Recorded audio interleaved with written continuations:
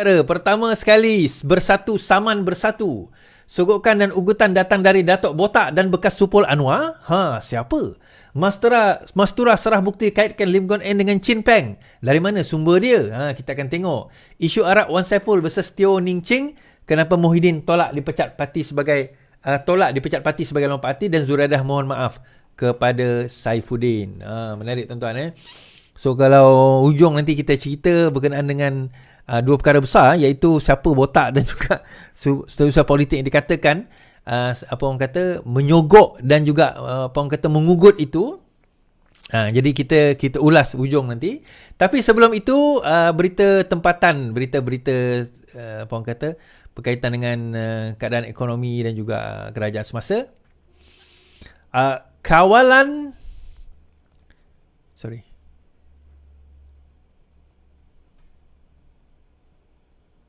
Kawalan sempadan tangani kemasukan kambing murah Thai Mat Sabu.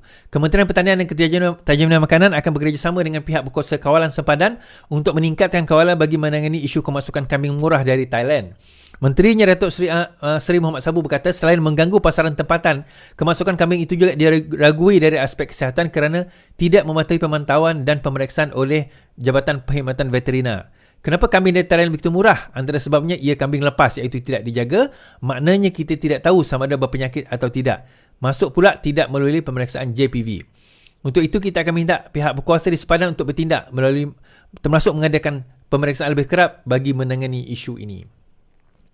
Tuan-tuan, tak ramai yang tahu bahawa isu berkenaan dengan sempadan dan kenapa kita perlu tutup sempadan kita dan jaga sempadan kita daripada crossover oleh binatang.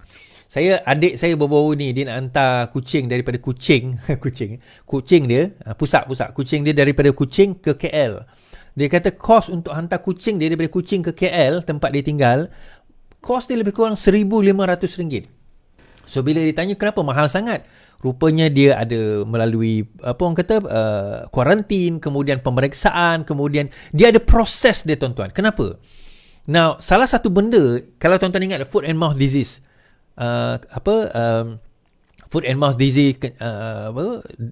penyakit mulut dan kuku itu bermula daripada binatang. Begitu juga dengan penyakit-penyakit binatang yang lain sebenarnya dibawa oleh dibawa oleh binatang foreign yang datang ataupun yang tak dijaga. Dan kebanyakannya berlaku di kawasan sempadan Thailand. Now, isu dia adalah bila kita ada penjagaan yang elok pun dengan binatang kita jaga elok, dengan nak masuk tu kena ada letak ni, ada dia punya macam dulu COVID dulu kan. Tetapi bila kita sewenang-wenangnya bawa binatang daripada sempadan tanpa melalui veterina dan juga kuarantin yang betul, itu boleh membawa penyakit masuk ke dalam negara kita dan boleh menyebabkan kerugian, boleh membawa kerugian berjuta ringgit. Walaupun seekor kita bawa masuk, kerugian kita bawa masuk tu, kematian dan penyakit tu boleh membawa kerugian berjuta ringgit, tuan-tuan. And that is why kenapa murah. Dulu saya ingat saya dekat Scotland dulu. Saya pelik kenapa kita nak sibuk-sibuk nak pelihara kambing biri-biri. Saya kata masa tu saya tengah hiking dekat Scotland, saya kata banyaknya kambing biri-biri ni. Itu kambing biri-biri. Saya tanya dengan guide kawan saya jugalah, Mak Saleh, kata kenapa? Why there's a lot of sheep here? Why don't you just take this sheep and then sell it? Dia kata these sheep does not belong to anyone. Sheep itu bukan milik sesiapa, dia kata. Dan kambing ini memang secara liarnya ada kat situ, dan kalau kita tangkap dan sebagainya, berkemungkinan dia ada penyakit dan tidak dijaga. So dia adalah kambing liar, dia kata. Saya jumpa rabbit, kambing dan sebagainya kan. So walaupun kambing tu ada kat situ, memang murah lah. Kalau nak memang murah, boleh ambil. Tetapi kita tak tahu daripada segi penyakit dia, daripada segi apa yang dia lalui dan sebagainya. Dan kalau dia introduce ke dalam satu kawasan yang memang terjaga, berkemungkinan besar dia akan membawa penyakit. And that is why itu perkara yang sangat dijaga. Bukan setakat sekarang ini, tuan-tuan, daripada dulu lagi. Siapa yang kerja veterina tahulah, one of my friends kerja veterina, dia pun cerita pada saya betapa strictnya sempadan kita dengan perkara-perkara sebegini. Jadi, tapi satu juga saya tertarik bagaimana kita nak kena sebenarnya berkaitan dengan harga ayam, harga kambing, harga lembu, harga telur dan sebagainya. Dia semua berkait rapat dengan satu perkara sebenarnya, polisi kerajaan. Padi, beras, polisi kerajaan. Bagi saya, untuk makluman tuan-tuan dan puan-puan, sebelum 2020, sebelum COVID, pengeluaran telur di dalam negara kita adalah sebanyak 110%. Bermakna 10% kita ekspor, 100% memang keluaran tempatan. Kita tak import telur-telur kecuali yang grade-grade tinggi lah kot. Tapi kebanyakan majoriti yang tempatan memang kita yang produce. Tetapi benda lain seperti ayam, seperti kambing, seperti lembu, seperti kerbau dan sebagainya, majoriti adalah import. Malah hampir 70% daging-daging tersebut adalah daging yang kita import. Lepas tu kita komplain kalau negara tersebut tak nak jual kepada kita. So akhirnya macam mana kita nak buat? Saya dah katakan hari tu, dia kembali kepada polisi kerajaan. Kita dah kena kembali untuk nak cernakan balik, nak kena perkenalkan balik pertanian di dalam negara kita. Baru-baru ini Sarawak mengatakan bahawa dengan padi yang boleh menghasilkan padi selama 5 kali 2 tahun, maksudnya 2 kali, lebih kurang 2 kali, maksudnya 5 kali setahun, Sarawak telah mula memperkenalkan 10,000 hektar tanah untuk ditanam padi. So Sarawak akan menjadi satu negeri, mungkin juga salah satu negeri di Malaysia, dia akan jadi self-sustain within the next 5 years. So itu satu polisi yang baik dan kita sokong polisi tersebut. Dan harapnya dengan Sarawak, kita ada Kedah, kita ada Selangor, kita ada Pulau Pinang, beberapa negeri lain, Perak umpamanya, yang ada tanah yang boleh ditanam, maka kita kena banyakkan lagi usaha. Akhirnya mungkin the next 5 years, kita tidak perlu bergantung lagi kepada import.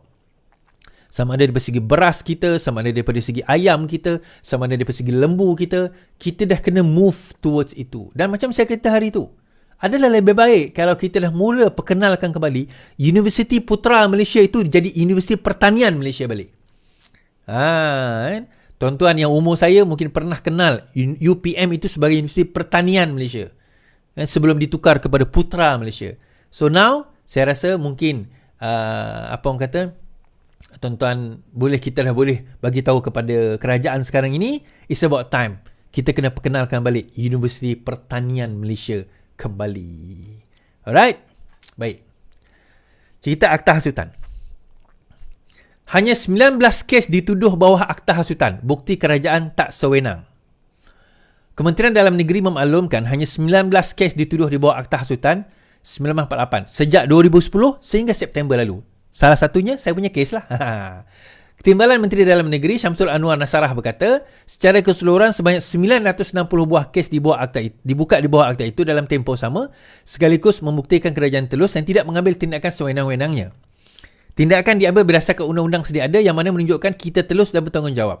Beliau berkata demikian setelah Taqiyuddin mencelah dan bertanya soalan dengan meminta Samsul memaklumkan status terkini 104 kertas catatan polis dibuat membabikan isu 3R. Dalam pada itu Samsul berkata daripada 104, 60 kes telah selesai disiasat dan 44 kes masih dalam siasatan. Sementara itu beliau memaklumkan kerajaan tidak merancang mengubah akta khusus berkaitan 3R. Kementerian berpandangan bahawa akta sedia ada sudah cukup bagi kawalan seliaan 3R. So setakat ini 19 kes dituduh di bawah Akta Hasutan, termasuklah kes saya, kes Sanusi, kes Hadi dan juga beberapa kes yang lain. So itu saya kata tempoh hari. So wajarkah kerajaan nak memansuhkan akta ini? Ya, sebelum ini kita bersetuju untuk memansuhkan, tapi melihatkan kepada keadaan yang ada sekarang ini dengan fitnah, dengan apa orang kata caci maki hamun, lepas tu dibuat pula oleh pimpinan parti yang tertinggi tu. Kalau ahli-ahli biasa tu kita boleh cara, kalau walaun kat bawah ni kita fahamlah, tapi ini pimpinan tertinggi dia buat. Pimpinan tertinggi ni tuan-tuan.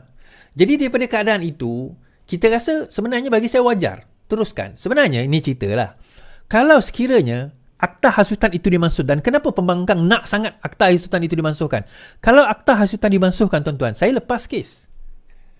Ini saya cerita terus terang ni. Kalau Akta Hasutan itu dimansuhkan, saya lepas kes saya. Tapi saya tak nak. Biar akta itu dibiarkan. Sebab bagi saya, kalau kita tenggelam sama-sama. Jom. Tak apa. Kan? So Sanusi nanti insyaAllah. Mana tahu, kok kita sama sel. Takkanlah sama sel lah kan. Tapi mana tahu sama penjara kan. Boleh terjumpa. Sembang-sembang kan. Bukan gaduh. Kita kawan kan. Jangan takut. I've got nothing to lose, man. Don't worry lah. But pointnya macam ni tuan-tuan. Dalam suasana yang ada sekarang ini kan, dalam keadaan yang ada, kita tengok macam mana pembangkang tu dia dah tak nampak. Dia tak tahu macam mana nak celah atau nak kritik bahagian polisi. Dia cerita bab ni ada alasan tersendiri yang kita tahu kadang-kadang bukan salah kerajaan. Kita tahu bukan masalah kerajaan. Contohnya macam mata wang. Itu USD. Permainan USD dengan dia punya, apa orang kata, dengan dia punya interest dan sebagainya. Bila kita menyentuh masalah seperti telur tempoh hari, kita dah berjaya import. Ayam tempoh hari. Beras tempoh hari. Kerana India tutup, shutdown. Dan polisi itu kerana polisi sebelum ini. Yang mana kita tak emphasize kepada pertanian macam saya sebut awal tadi. So, akhirnya kita kata, perkara ini buat masa ini kita biar dahulu sehingga reda. Dan rampant sekali, sangat kuat dan sangat teruk berlaku dekat mana tuan-tuan? Dekat Facebook. Dekat TikTok. Bukan Facebook, dekat TikTok. Malah ada antara pemain-pemain dah ataupun orang ramai memohon supaya TikTok itu di-ban di Malaysia. Bukan saya minta, tapi ada. Di negara-negara, ada beberapa negara yang sekarang ini sudah ban TikTok. Antara yang terkini adalah Nepal. Sebelum itu India, US dia tidak membenarkan apa orang kata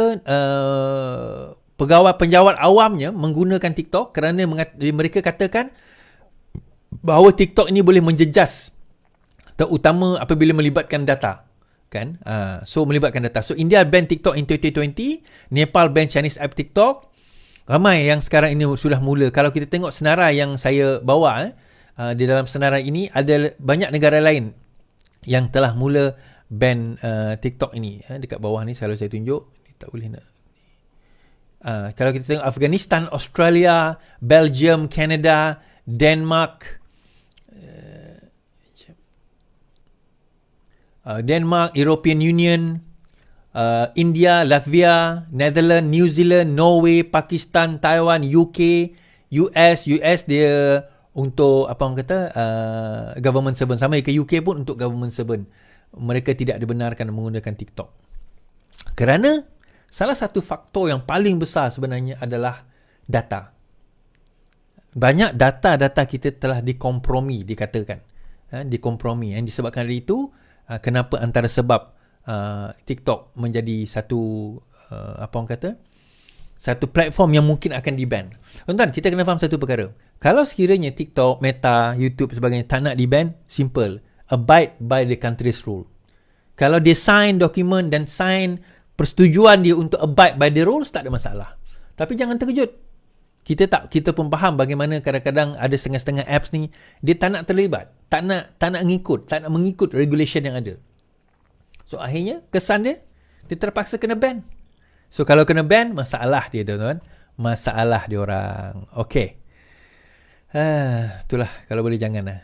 TikTok kalau dengar, TikTok saya tahu mendengar saya punya live. Mendengar saya punya live. Jadi harapnya ambillah tindakan sewajarnya. Baik. Isu minum arak. Wan Saiful rujuk MP Kulai ke Jawatankuasa Hak dan Kebebasan. Ahli Parlimen Tasik Glugur Wan Saiful Wan Jan telah mengemukakan usul kepada Yang Pertuan Dewan Rakyat Johari Abdul bagi merujuk Ahli Parlimen Kulai Teo Ning Ching ke Jawatankuasa Hak dan Kebebasan. Katanya, usul tersebut berkaitan dengan kenyataan Teo dianggap sangat sangkaan jahat terhadap dirinya dan cuba mengelirukan Dewan mengenai isu minum arak secara terbuka oleh Menteri Pelancongan Tiong King Sing. Saiful berkata pihak kerajaan seringkali memainkan sentimen 3R apabila gagal menjawab isu yang ditimbulkan di Dewan Rakyat. Menurutnya, seorang pemimpin harus bertanggungjawab untuk menunjukkan contoh yang baik, tidak kira agama atau bangsa. Nah, isu yang disebutkan itu adalah berkenaan iaitu Parlimen bertikaman lidah tercetus di Dewan Rakyat di antara Timbalan Menteri Komunikasi Teo Ning Ching dan juga Wan Saiful Wan Jan berhubung isu orang bukan Islam yang minum alkohol. Ia bermula apabila Wan Saiful mempersoalkan cara Menteri Pelancongan Tiong King Sing menjawab kritikan terhadapnya yang mabuk dalam acara awam. Wan Saiful mendakwa Tiong menimbulkan perpecahan kaum dan agama dalam jawapannya berkenaan isu tersebut. Saya nak tanya, adakah Wabi setuju jika rakyat di luar sana katakan dalam melaksanakan peraturan 3R ini seolah-olah ada berat sebelah pihak kerajaan? Pada masa yang sama, ada juga menteri. Contohnya, bila kita cakap salah laku dan etika minum alkohol di halayak ramai, kita cakap etika ketika sebagai menteri, tapi di sendiri timbulkan perpecahan kaum dan agama. Jadi ini disebabkan keadaan tidak ada, katanya. Wan Saiful dipercayai merujuk perbahasan Tiong di Dewan Rakyat minggu lalu di mana dia mengkritik soalan Parlimen PN yang membangkitkan perkara itu. Tio kemudian mencabar Wan Saiful untuk menunjukkan peraturan yang melarang menteri dan timbalan menteri bukan Islam daripada minuman beralkohol. Kalau YB rasa seorang bukan Islam minum arak melanggar tata etika, saya rasa KSN akan beri nasihat kepada menteri berkaitan. Mungkin YB boleh bantu saya. Bahagian mana dalam tata etika garis panduan kerajaan yang menyatakan sebagai seorang menteri atau timbalan menteri, walau kami bukan Islam, kami langsung tak boleh minum arak, katanya. Saya dah ulas benda ni tempoh hari. Saya kata dia bukan masalah minum arak tu satu hal. Dia dua benda yang delicate sikit. Wan Saiful menegur kerana dia minum arak di public. Tiong dan juga Timbalan Menteri Komunikasi mengatakan bahawa adakah Wan Saiful mempertikaikan orang bukan Islam meminum arak. So pertikaian tersebut berlaku dekat situ. Persoalan tersebut berlaku dekat situ. Adakah Wan Saiful mempertikaikan orang bukan Islam meminum arak, terutama menteri dan juga timbalan menteri yang bukan Islam? Wan Saiful kata tak, dia mempersoalkan kenapa mabuk di khalayak ramai. Itu yang dipersoalkan. Now, soalan yang dibawa yang perlu dibuktikan oleh Wan Saiful adalah berkenaan dengan adakah mabuk itu dalam acara tersebut, sebab saya tahu dia bukan acara rasmi.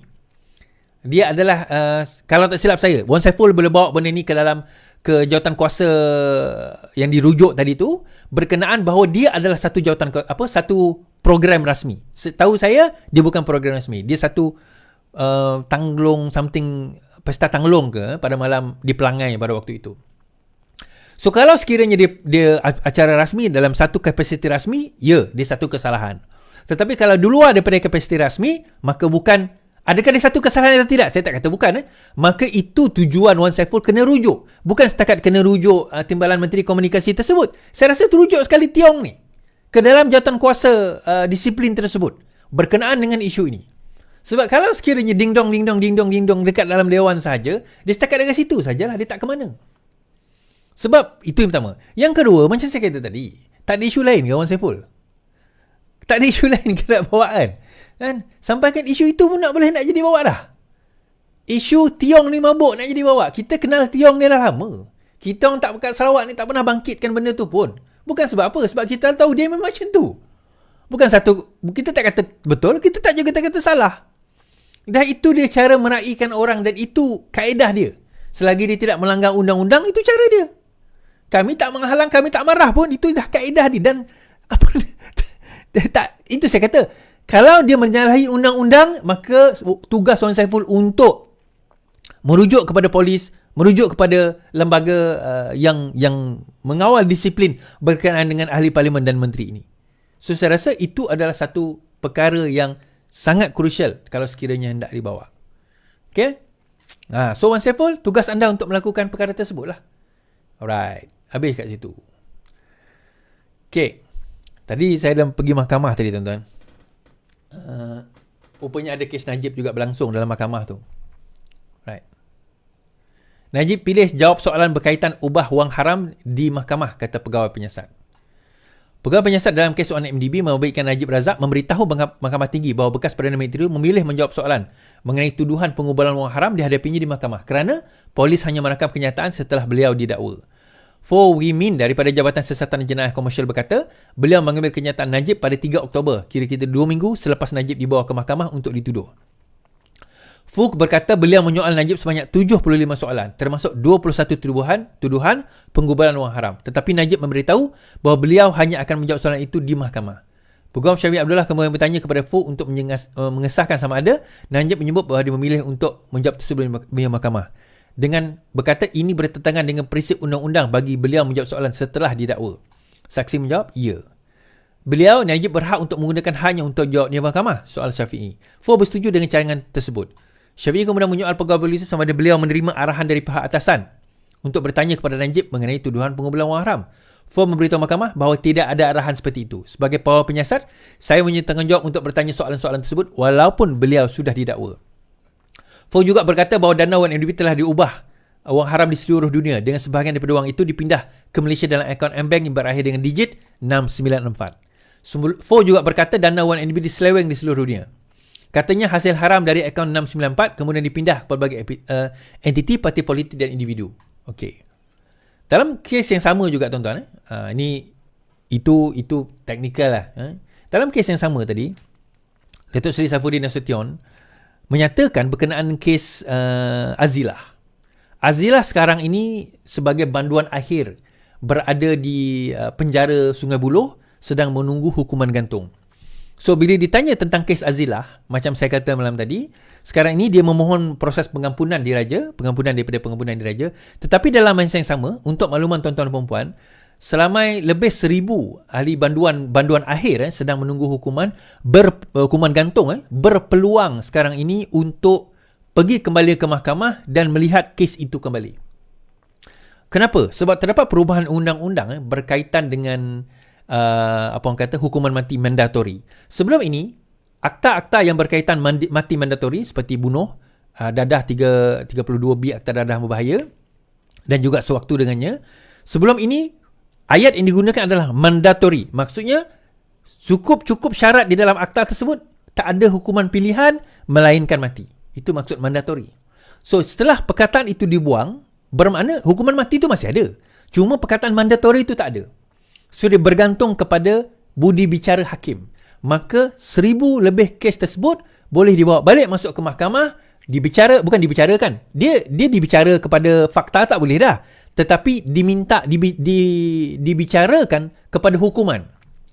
Yang tu dibenarkan. Dan saya rasa Azilah wajar melihat perkara tersebut sebagai peluang untuk nak beliau sekurang-kurangnya kalau sekiranya tak ada hukuman gantung maksudnya tak dikenakan hukuman gantung, maka penjara seumur hidup. Okay, alright. Nah, apa kaitan pula dengan cerita Najib tadi? Saya kata ini berkaitan dengan kes Altan Tuya. Tak ramai orang tahu kes Altan Tuya ni. Kes Altan Tuya melibatkan Datuk Seri Najib Razak dan juga Razak Baginda. Datuk Seri Najib Razak dan Razak Baginda. Arahan tersebut kita tahu bukan dilakukan oleh Azilah, bukan dilakukan oleh Sirul. Maksudnya perbuatan itu dilakukan oleh Azilah dengan Sirul, tetapi arahan itu bukan dilakukan oleh mereka. Kalau kita biasa dengan criminal procedure, criminal law, dia ada 3 elemen yang perlu. Ini US punya, UK dengan Malaysia tak pakai. MOM. MOM ni apa? Motif, opportunity dan juga means. Means ni kaedah, cara untuk dia nak lakukan jenayah. Opportunity, peluang, betul, dia bawa ke masa tu ke tepi hutan dan sebagainya. Tetapi apa motif dia? Yang tu jadi persoalan. 2 orang pegawai polis UTK tiba-tiba membunuh seorang wanita warga asing. Atas sebab apa? Dan mereka mengatakan bahawa mendapat arahan daripada pihak atasan kerana katanya itu adalah ejen asing yang perlu dihapuskan. Now, timbul persoalan, siapa yang memberi arahan? Apa jadi pada ketua yang memberi arahan tersebut? Itu persoalan-persoalan yang sampai sekarang kita tak jawab. Dan PI, private investigator yang menyiasat perkara ini, PI Bala telah meninggal dunia. Sakit jantung. Well, kita put 2 by 2 together, fikirlah sendiri. Alright, so itu kita Najib. Semua yalah, benda-benda ini menghantui kembali. Cerita-cerita ini menghantui kembali. Baik. Saman fitnah, Zuraida mohon maaf kepada Saifuddin Nasution. Bekas Menteri Perumahan dan Kerajaan Tempatan Zuraida Kamaruddin telah memohon maaf kepada Menteri KDN Saifuddin Nasution sebagai sebahagian daripada penyelesaian kes saman fitnahnya. Zuraida 65 membacakan pernyataan maaf itu di kandang saksi di hadapan Hakim Nur Akmal Muhammad Sani manakala Saifuddin tidak hadir. Atas saman fitnah yang difailkan oleh Datuk Seri terhadap saya berkaitan ucapan itu, kedua-duanya pihak bersetuju untuk menyelesaikan perkara itu dengan satu kenyataan maaf secara terbuka di hadapan mahkamah ini. Oleh demikian, saya dengan ini menarik balik kenyataan-kenyataan terhadap Datuk Seri Saifuddin dan juga memohon maaf kepada beliau, katanya. Mahkamah Kuala Lumpur merekodkan penyelesaian dicapai oleh kedua-dua pihak serta melapangkan tarikh pembacaan yang ditetapkan selama 3 hari bermula hari ini. Pada 2020, Saifuddin yang juga Setiausaha Agung PKR memfailkan tindakan saman terhadap Zuraidah berhubung dakwaan yang dikaitkan dengan Kerajaan Kelantan dan tabung amanah Tok Kenali. Ketika ia dihubungi pagi ini, Peguam Saifuddin, Naprip Singh mengesahkan bahawa sebahagian daripada penyelesaian itu termasuk permohonan maaf serta menarik balik kenyataannya. Menurut Naprip, pelantiah menarik balik writ serta menyatakan tuntutan dan jawapan kepada pembelaan manakala defendant menarik balik pernyataan pembelaan. Selain itu, defendant menarik balik pernyataan tersebut, fitnah tersebut dan bersetuju mengemukakan permohonan maaf secara lisan. Kedua-dua pihak bersetuju. Okey. Saifuddin memfailkan saman itu pada Julai 2020 mendakwa Majlis Mahkamah Alam tersebut bertema Wawasan Kemakmuran Bersama 2030 itu berlangsung seiring dengan hari akhir Kongres PKR ke-14 di Melaka. Beliau mendakwa Zuraidah membuat kenyataan fitnah yang bawa maksud antara beliau mengamalkan penipuan dan rasuah kerana menerima suapan berjuta ringgit untuk menyertai PKR, menjadi PAS atau PKR atau untuk memegang jawatan di sektor awam. Saifuddin mendakwa bekas Menteri Perumahan dan Kerajaan Tempatan Bernard Jahan untuk memburukkan kewibawaan beliau. Apa yang berlaku ada satu pada tahun 2019. Siapa yang ingat sebelum langkah Sheraton, selepas Kongres Parti Keadilan Rakyat. Oh by the way, Kongres PKR akan berlangsung di Putrajaya minggu hadapan, Jumaat, Sabtu, Ahad minggu hadapan. Tetapi nak cerita, pada 2019 di Melaka, di situlah Datuk Seri Anwar sebut perkataan kitol, si kitol dan Azmin terasa.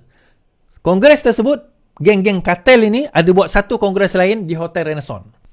So dalam kongres lain di Hotel Renaissance itu, Zuraidah membuat ucapan. Dan ada antara ucapan dia adalah cerita pasal Saifuddin ni. Saifuddin ini adalah orang macam ni, dia seorang penipu, terima rasuah. Kalau tak masuk PKR dia akan masuk PAS macam tu. Dia cerita. So cerita tersebut yang Saifuddin saman. Okey, so penyelesaian dia hari ini adalah Zuraidah antaranya adalah memohon maaf secara terbuka di dalam mahkamah dan menarik balik kenyataan tersebut. Erti kata, kenyataan tersebut adalah fitnah yang tidak boleh dibuktikan oleh Zuraidah Kamaruddin. Itu yang pertama. Now, ada tak tindakan lain? Kita tak tahu. Mungkin itu salah satu. Atau mungkin the only one, saya tak pasti. Mungkin juga ada out of court settlement. Maksudnya, diorang selesaikan di luar mahkamah. Kita tak tahu berapa jumlah. Mungkin biasanya dalam kes sebegini, biasanya diorang tak dedahkan lah.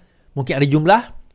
Mungkin ada perkara yang diorang runding sesama mereka dan selesaikan di luar mahkamah. Ada kemungkinan tersebut.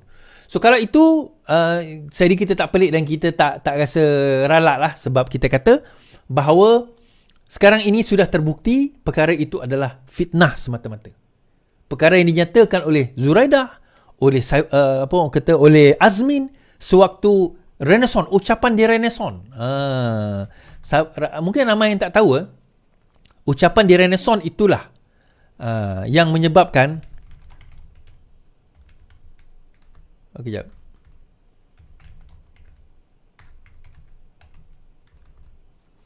Yang menyebabkan langkah pertama untuk menjatuhkan Anwar Ibrahim.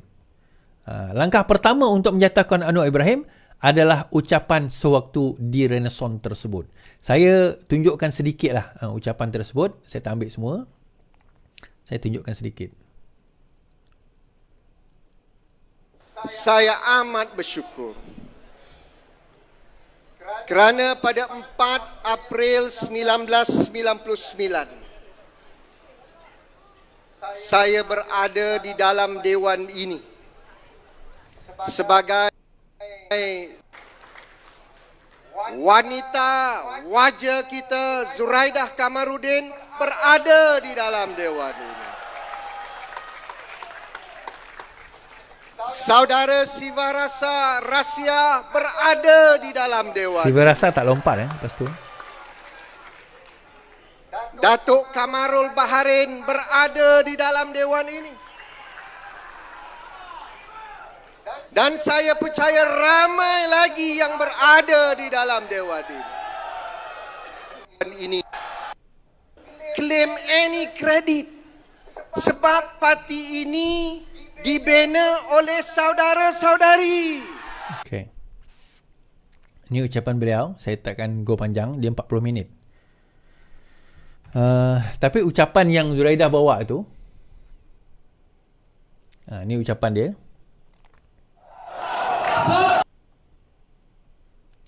Sebenarnya tuan-tuan boleh Google sendiri benda ni dekat YouTube ada. 1 tahun tak tahu suara Adi Hussein. Ada presiden tak tahu suara Adi Hussein. Kenapa nak mempertikaikan kami tak tahu suara? Kenapa? Kenapa nak pertikaikan? Saya berani cakap di sini. Tanya kawan-kawan Siva, Tejwa, Haniza dan semua kawan-kawan wanita. Saya lah orang yang paling tahan tak tahu suara. Suara sebelum Anwar Ibrahim jadi presiden. Itu antara ucapan. Kenangan lah tuan-tuan, kenangan. Tuan-tuan boleh tengok sendirilah. So sekarang hari ini, siapa yang Baba Zuraidah? On top of that tuan-tuan, ada saman 10 juta tau. On top of that tadi, ada saman 10 juta oleh PKR terhadap Zuraidah, dan Zuraidah kena bayar saman 10 juta tersebut. Wow. Saman 10 juta tersebut, Zuraidah kena bayar. Hadirin yang dirahmati Allah sekalian, saya nak mengambil contoh. Ada satu ucapan yang tadi tu tuan-tuan dengar ucapan oleh Yang Berhormat Datuk Razali Idris, Pengerusi Jawatankuasa Pelancongan Kebudayaan Alam Sekitar Negeri Terengganu, telah membuat satu ucapan di Kemaman dalam dalam ceramah politik Kemaman. Nah, ucapan ini saya nak tunjuk pada tuan-tuan, dan ucapan ini sebenarnya secara kesimpulan dia menyatakan bahawa PMX campur tangan dalam urusan mahkamah. Kita dengar, kemudian saya akan ulas.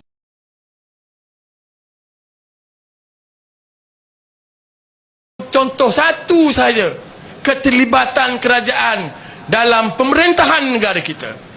47 kes dihukum dengan DNNA. Tak tahu apa benda menatang nama DNNA ni. Itu saja nak khabar. Tapi Syed Saddiq baru ni, saya rasa terharu dengan Syed Saddiq ni. Syed Saddiq ni Pak Kes 7 tahun kena. Sebab sekali hak 47 tu DNNA. Jadi 47 dengan Pak Kes 7 tahun ni, nombor 4 nombor 7 ni sinonim. Macam dibuat-buat. Inilah yang saya fikir jentera-jentera kerajaan, SPRM, lepas tu hakim-hakim telah dikontrol oleh kerajaan PMX yang memerintah negara kita pada hari ini. Tak boleh lah. Tak boleh lah. Kita kena berusaha bersungguh-sungguh untuk memastikan 040 pada 2 Disember nanti majoriti berlipat ganda untuk beri signal kepada kerajaan pusat bahawa Okey. Dia ada beberapa dakwaan. Yang pertama, dia kata DNNA. Dia bukan DNNA by Exco ni. DNAA, discharge not amounting to equator. Dia kata apa ke benda ni? Saya pun tak tahu. Kalau kau tak tahu, kenapa kau cakap? Kenapa? Kalau kau tak tahu, yang kau pergi cakap tu kenapa? Jangan bercakap benda yang kau tak tahu. Kemudian dia kata 4 kes 7 tahun. Nasib baik 7 tahun. 4 kes ni tuan-tuan, kalau diikutkan lebih 10 tahun. Lebih 10 tahun. Najib tu kalau ikut, kalau sebab dibuat concurrent tu jadi 12 tahun. Kalau ikutkan kes dia, kalau tak silap saya, 70 tahun. Tapi sebab dia kira concurrent, yang ni 7 tahun.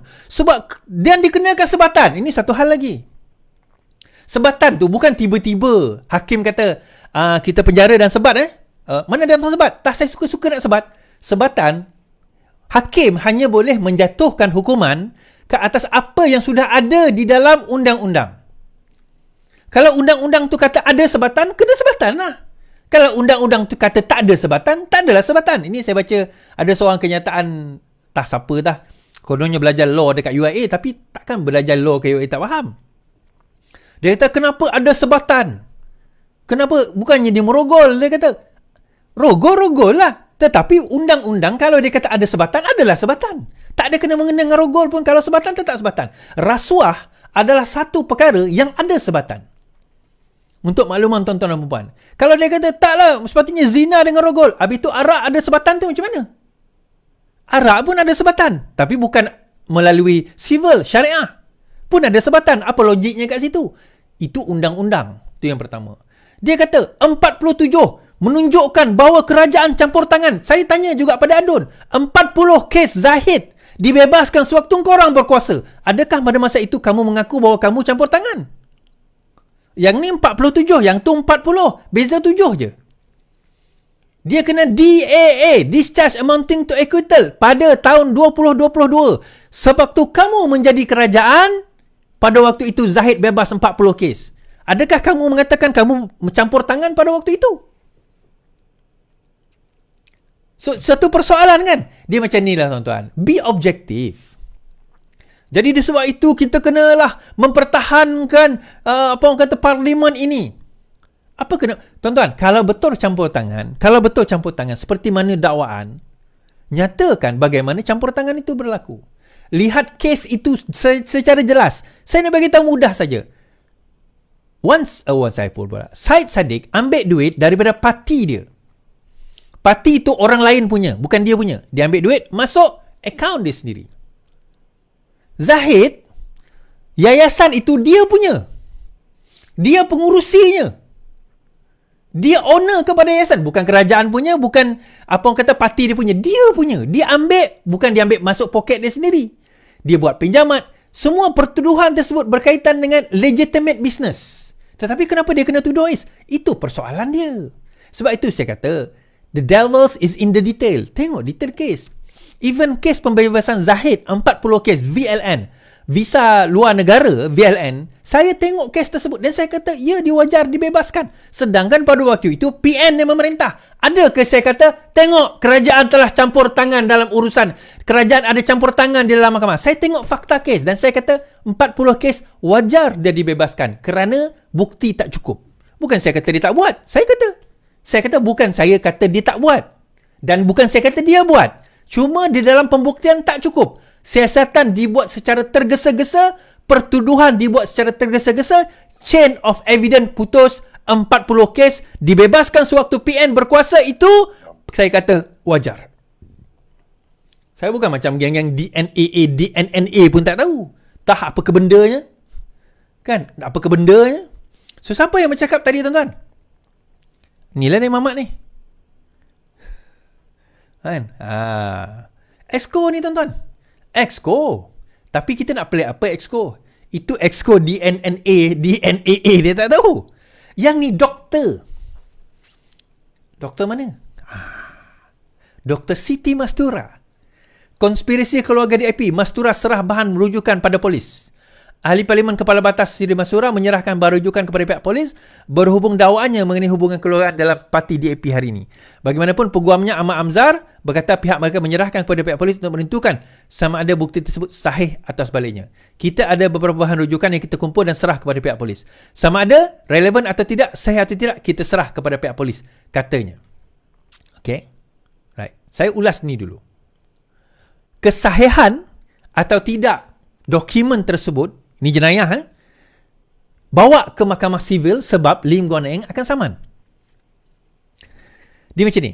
Sewaktu kamu berbicara, ni saya nak bagi general undang-undang kepada tuan-tuan yang membaca.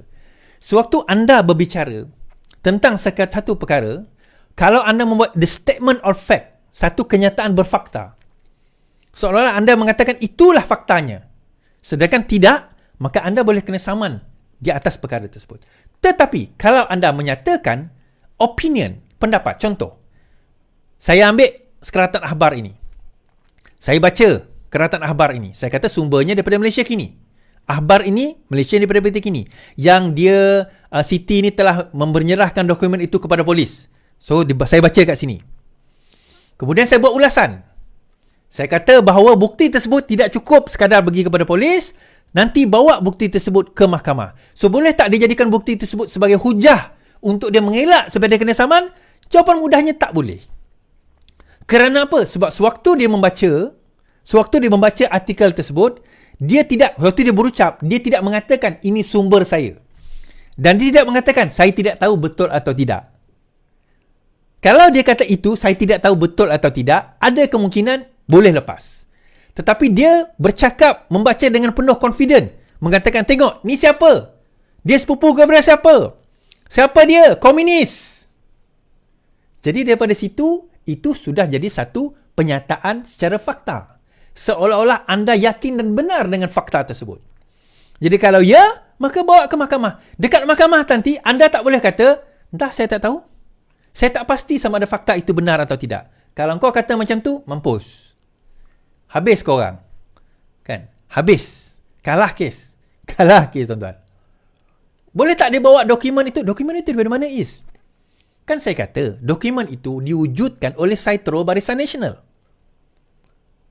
Oleh penerangan Barisan Nasional. Tak, saya ada bukunya. Saya tak adalah bukunya, tapi saya ada gambar buku tersebut. Kan, saya ada gambar buku tersebut. If I may show. Kalau saya boleh tunjukkan gambar tersebut. Kalau dapatlah.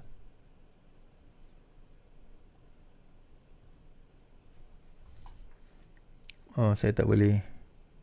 Okay, tak apa. Tak apa, saya tak boleh tunjuk gambar tersebut. Sebab dia dalam... Tapi tak apa. Kalau kita tengok kat sini,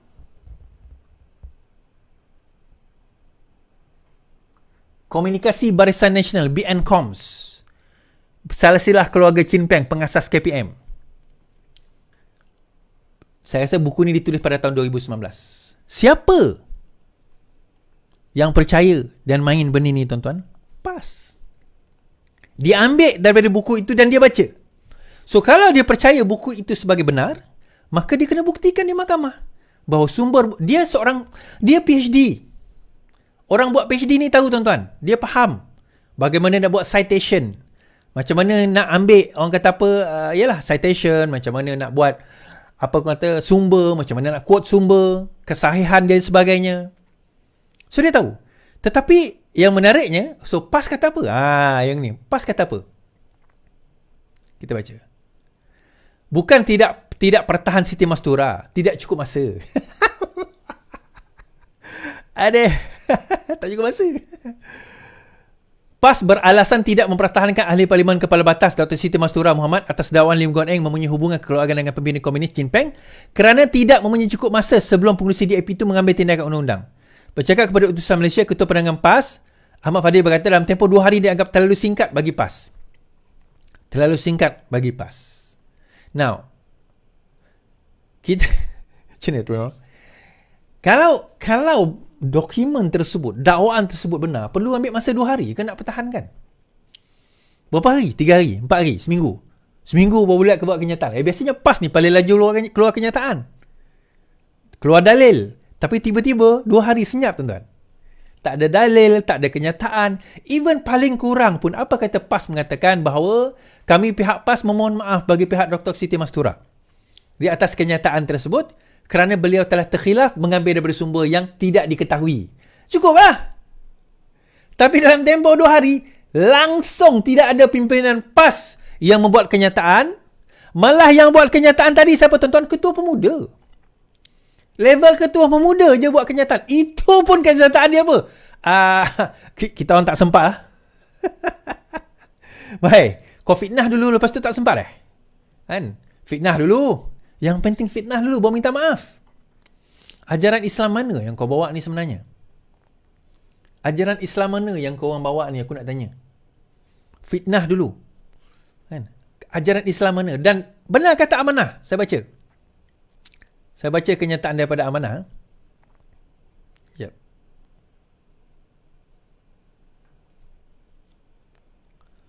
PAS tidak patut biar Siti Mastura nampak dungu, tidak dibela.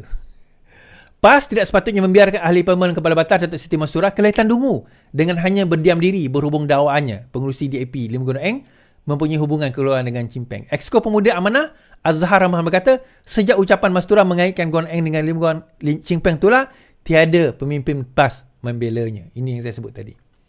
Tak ada, tuan-tuan. Dan bila ditanya 2 hari kemudian, 3 hari kemudian, dia kata kami tak sempat. Tak sempat apa? Tak sempat nak bela. Kenapa tak sempat nak bela? Singkat sangat 2 hari. Singkat sangat 2 hari, tak sempat. Itu orang yang setia kawan, tuan. Tapi itulah, tak pelik lah.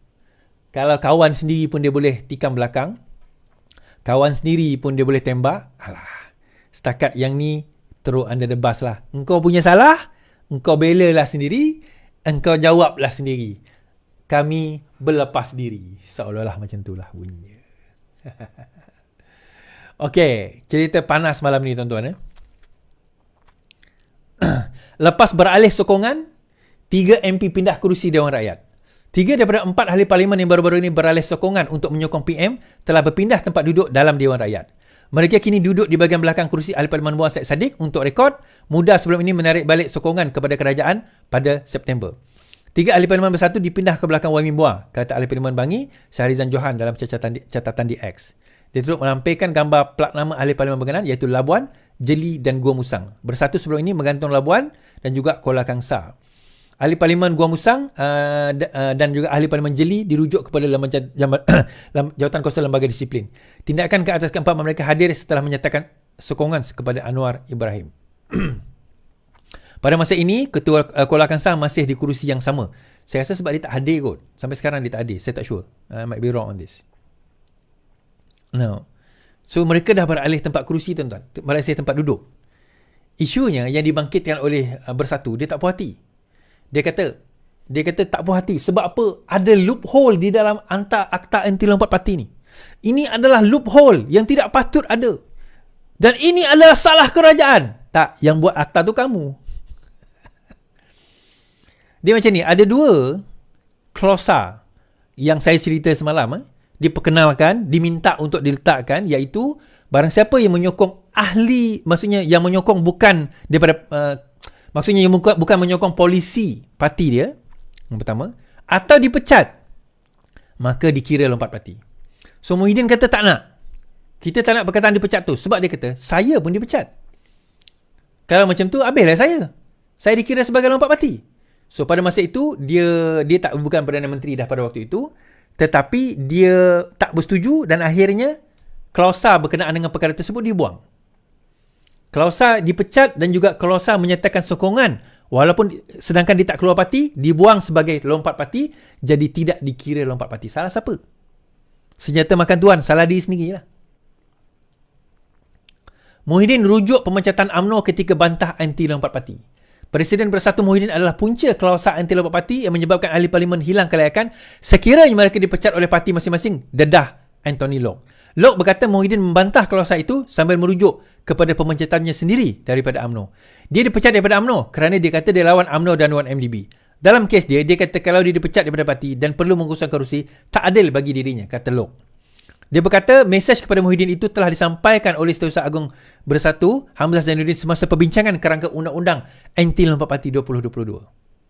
Okay? Jadi dalam hal itu, bila keempat-empat mereka menyatakan sokongan kepada PMX, dia seorang lagi ni tuan-tuan, tapi seorang ni dia agak liat sikit, tapi tak apalah. 4 ni, saya kata 5 kan tempoh hari kan, so 4.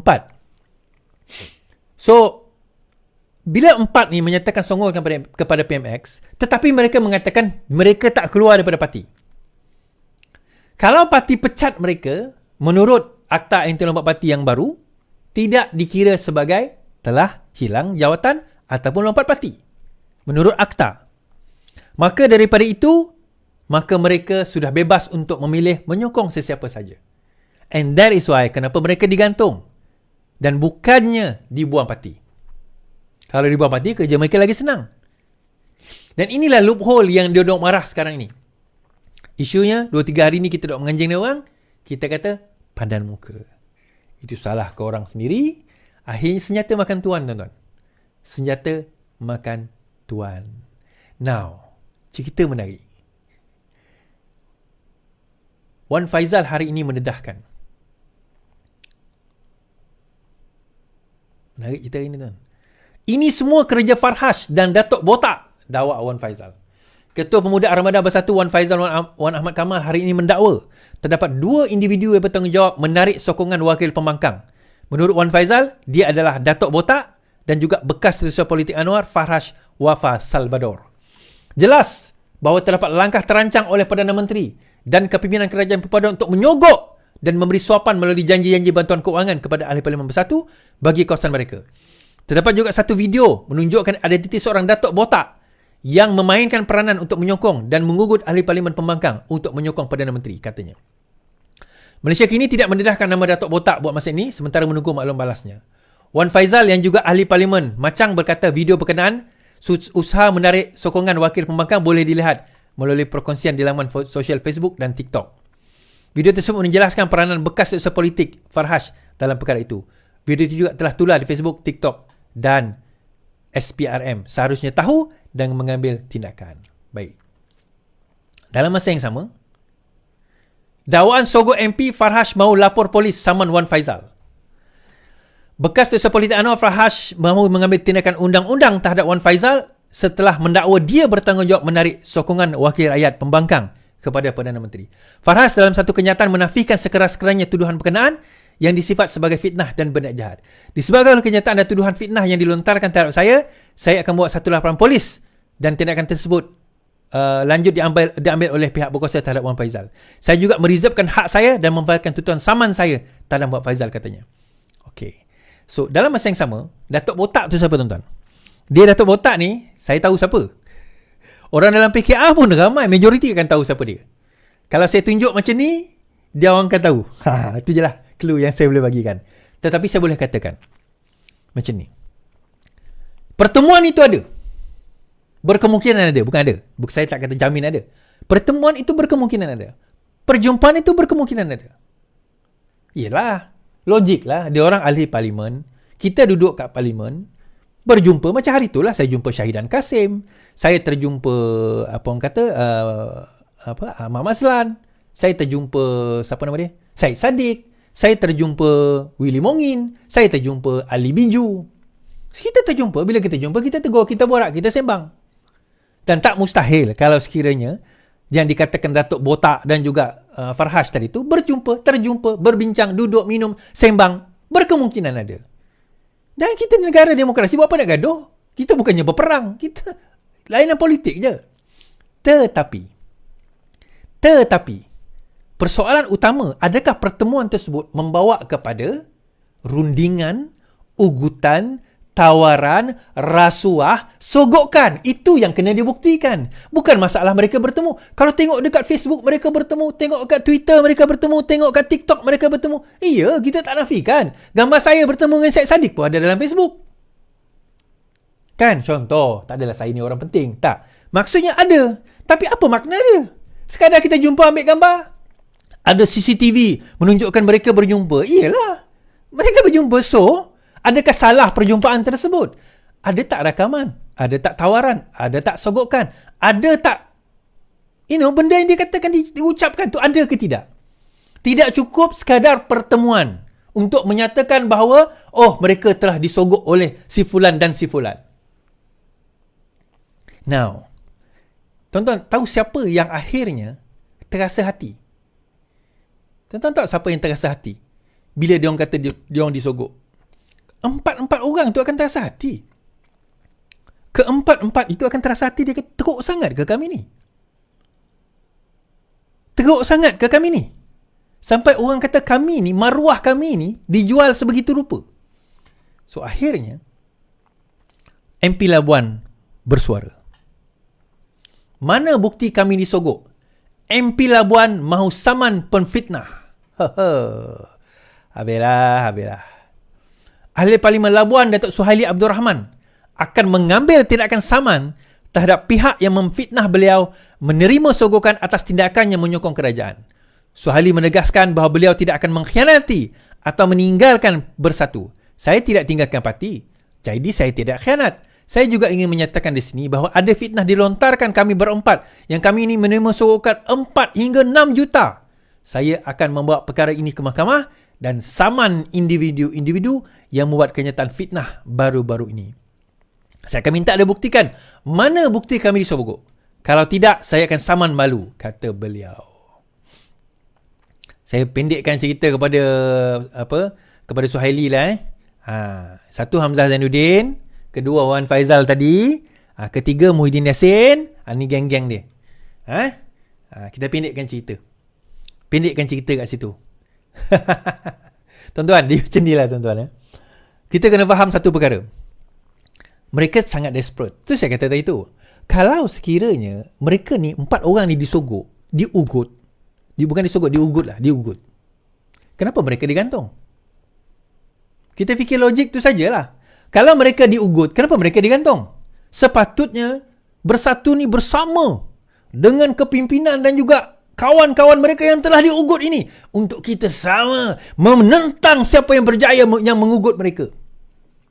Ceritalah siapa yang ugut. Supaya kita boleh pergi ke depan, lawan sama-sama. Lapor SPRM, apa takut? cerita ugutan, cerita sogokan, itu cerita-cerita palsu. Tadi apa orang kata, Farhash akan saman, MP Labuan pun akan saman. Simple tuan-tuan, kita negara ada undang-undang. Buat apa nak kecoh? Kan? Yang duk fitnah, dia orang lah. Kita, apa ada hal? Kalau dia rasa tak betul, bayar. Kalau dia rasa betul, pertahankan dekat mahkamah. Simple dan mudah. Kan? Apa susah? Apa mau gaduh? Benda mudah mah. Lu langsi lu matilah. Okey lah tuan-tuan itulah cerita kita malam ini. Bersatu, kekal tenang, kekal tegang. Bukan kekal tenang lagi dah. Ingat tuan-tuan, dia punya logo dulu kan. Kekal tegang. Kekal tenang. Sekarang ini kekal tegang. Tuan-tuan, boleh tak saya dapatkan 12,000, 14,000 menonton kita malam ni. Terima kasih. #VPN. Boleh tak tuan-tuan? #VPN. Penuhkan ruang komen. #VPN, #VPN, #VPN, #VPN. Boleh tak? #VPN Virus Perikatan Nasional. Go! Sekarang!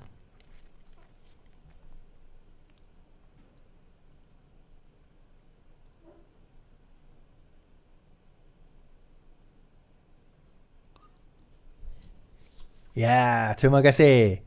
Jadi, aktiviti mencandat sotong dan juga memancing LTL pada 20-21 Januari 2024, Sabtu Ahad, akan kami buat di Pulau Tuba, Langkawi. #VPN, tuan-tuan. Jom, geng-geng LTL, kita turun. Lelaki saja. Perempuan kita tak galakkan lah. Tapi kalau nak sangat, bawalah pasangan. Suami ke, abang ke, kan? Boleh lah. Kan? #VPN. Jom kita ucap ramai-ramai, tuan-tuan. Apa kita yang kita ucapkan? Bye-bye Zuraida. Bye-bye Bersatu. Yang penting, lawan. Tetap lawan. Assalamualaikum.